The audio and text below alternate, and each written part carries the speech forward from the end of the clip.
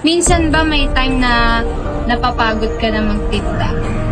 Kasi wala naman po akong dahilan para ako dahil tulong ko yung kinamamat sa Minsan po, ang pagod lang naman po ay isang pahinga mo lang yun na isang gabi, wala na.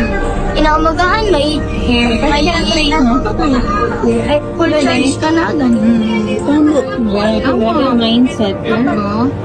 Kasi po kung lagi kang pagod, walang mangyayari sa buhay mo kung araw-araw ka laging nagpapahinga kung nagkala ka imbis na dumami pa yung alam mo sa buhay, kukunti pa lalo. Yung mga dati kang lamang, malalaman ka ng mga hindi lamang sa'yo lang. Kung lagi ka lang pahilahilan. Tama. Tama.